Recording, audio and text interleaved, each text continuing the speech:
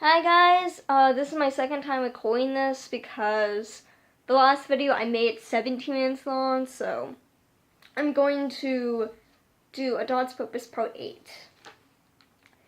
Barely I noticed a face staring in the window at me.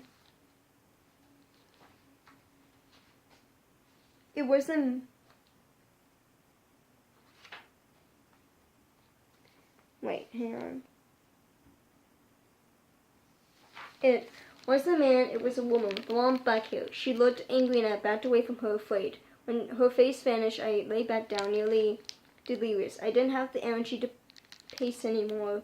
I had an odd heaviness in my limbs. My paws were beginning to twitch on their own accord. And then there was a hard crash, rocking the truck. A rock tumbled past me, bounced off the seat, and falling to the floor. Clear pebbles showered down on me, and cool kisses air swept in over my face.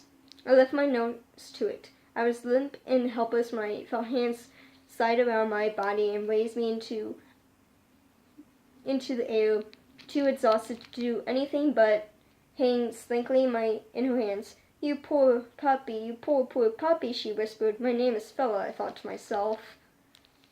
Nothing in my life has ever felt as good as the cool, clear flow of liquid that pulled me out of my dreamless sleep. The woman stood over me with a water bottle and was carefully showered me with the sweet spray. I shuddered with pleasure as the tickle painted me back and raised my mouth to lap and bite the stream that way I often attempted.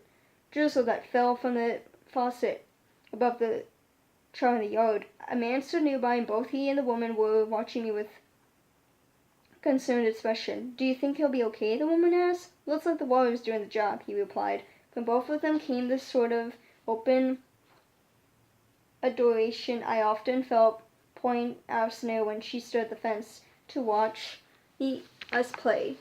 I rolled on my back to the water would wash over my hot tummy, and the woman laughed. "Such a cute puppy," the woman, exhausted, exclaimed. "Do you know what kind it is?" "Looks like a golden retriever," the man observed. "Oh, puppy," the woman murmured. "Yes, I would be puppy, I would be Fella, I would be whatever they wanted," and when the woman swept me over in her arms, heedless of the wet slant I made against her house, I kissed her until she closed her eyes and giggled. "You're coming home with me, little guy. I got someone I want you to meet." Well, I looked like I was a front seat dog now. She held me in her lap while she drove, and I gazed up in her gratitude. Curious about my new surroundings, I finally crawled off the inside of the car, astonished to the rich, cold air coming from two vents in front of me. Against my wet fur, the air was so chilling, I actually began to tremble and would up climbing onto the flat floor on the other side of the car, where a soft, warm, just like mother quickly lured me back into another nap. I woke up with the car stopped, sleepily regarding the woman as she reached down and picked me up.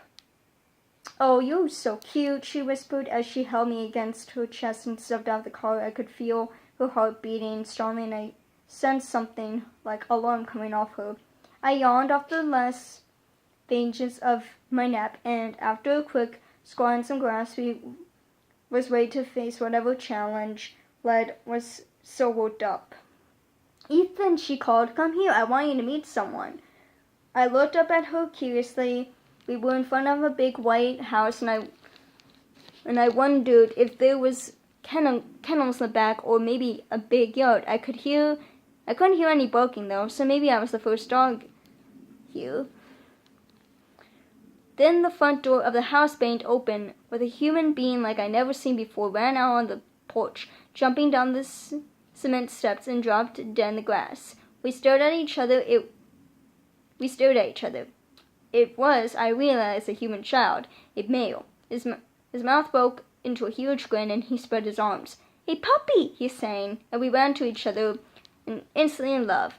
I could not stop looking at him, and he could not stop giggling, and we rolled together in the grass. I guess I never bothered to consider there might be such a thing as a boy, but now that I had found one, I thought it was just about the most wonderful concept in the world.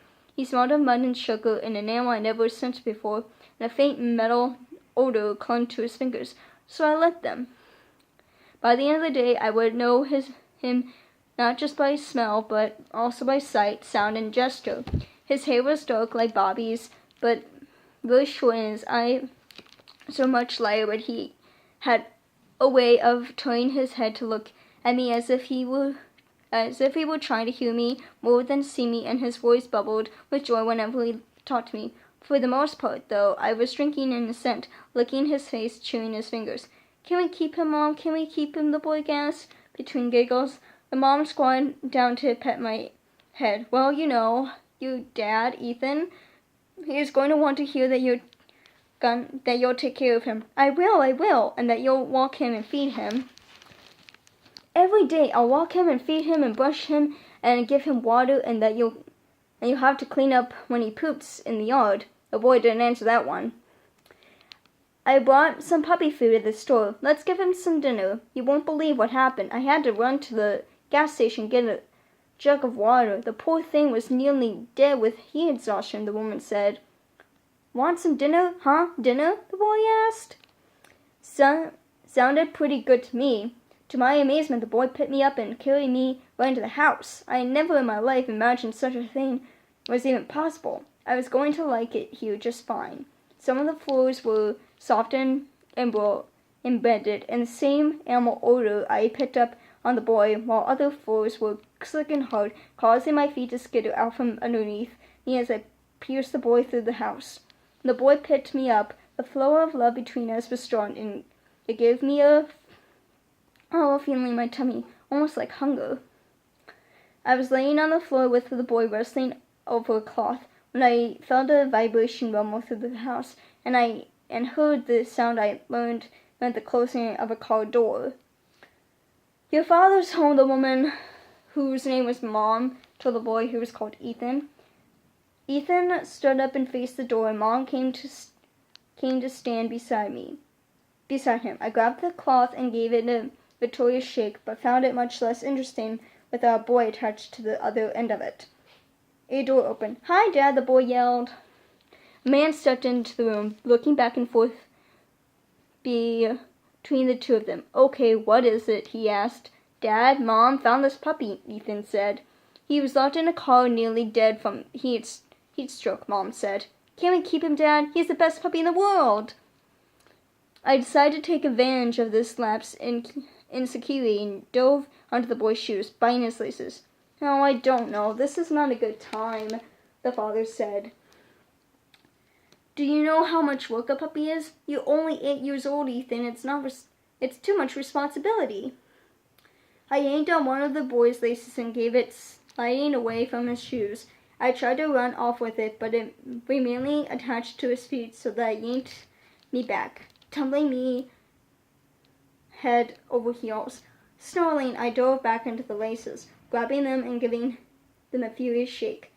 "I'll take care of him, and I'll walk him and feed him and wash him," the boy is saying. "He's the best puppy in the world, Dad. He's already housebroken." Having wrestled the shoe in submission, I decided this would be a good time to take a little break, and squatted, disappointing a stool along with my urine. Well, did that get a reaction? Soon the boy and I were sitting on the soft floor. Mom would say George, then say Ethan, and then Ethan would say George. "Here, George." "Hi, George." Then Dad would say Skip. "Skippy?" And Ethan would say, "Skippy, are you Skippy?" "Here, Skippy." It was exhausting. Later playing out in the backyard, and the boy called me Bailey. "Here, Bailey, here, Bailey," he would call, slapping his knees. When I trotted over to him, he would dash away, and we'd run around and around in the backyard, and as far as I was concerned, it was an extension of game inside, and I was prepared to respond to Hornet and Ike and Butch, but it seemed like this time Bailey would stick. After another meal, the boy took me into the house. Bailey, I want you to meet Smokey the cat. Another mate. Oh, sorry. Oh, you read that part. Holding me tight against his chest, Ethan turned so I could see sitting in the middle of the floor.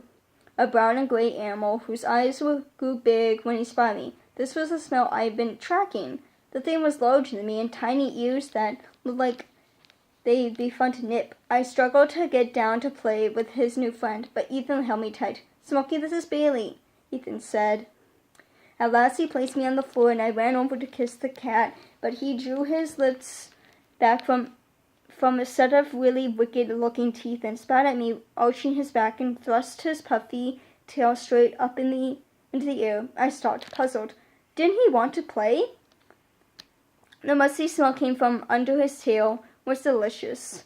I tried to itch in and give Smokey Spud a friendly sniff, and he hissed and spat and raised a paw, nails extended. "Oh, Smokey, he's a nice cat. Be a nice cat." Smokey gave Ethan a